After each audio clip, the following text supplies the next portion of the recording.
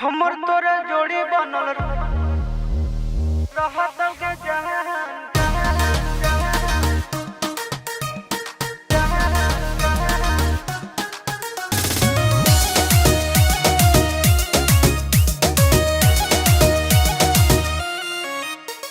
सावन का महीना है, मस्ती में जीना है।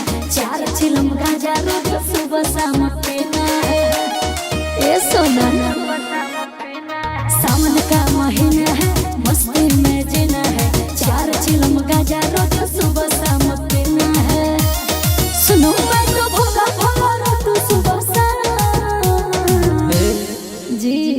हमर तोरा जोड़ी बनल रहत के जहां अच्छा गजायोरी भांग करे भोला जी के दान साचो। हमर तोरा जोड़ी बनल रहत के जहां गजायोरी भांग करे भोला जी के दान। जाओ भोले बाबा।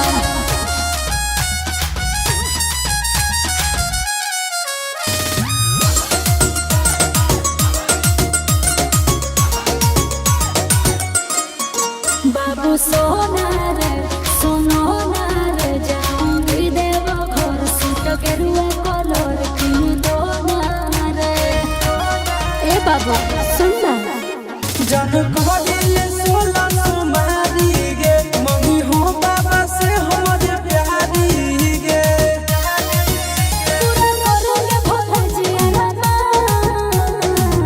बालक धैर्य रखो। हमर तोरा जोड़ी बनल रहत के जहां गजायोरी भांग करे भोला जी के दान। हमर तोरा जोड़ी बनल रहत के जहां गजायोरी भांग करे भोला जी के दान।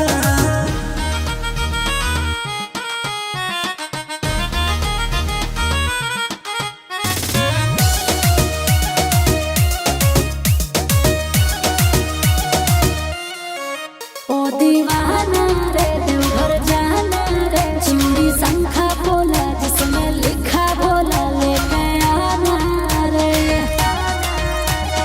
ए बाबू घर ले बैया जे हम गाड़ी गे साचो। जीबै बाबा के दुआरी गे जय हो चिंटू आशीष बाबा के धरो ध्यान। हमर तोरा जोड़ी बनल रहत के जहां गजायोरी भांग करे भोला जी के दान।